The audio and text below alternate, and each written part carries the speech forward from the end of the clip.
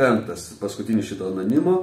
Kieno įstatymai mūsų valstybėje turi būti viršesni? Lietuvos ar tarptautinių organizacijų, tokių kaip Jungtinės tautos?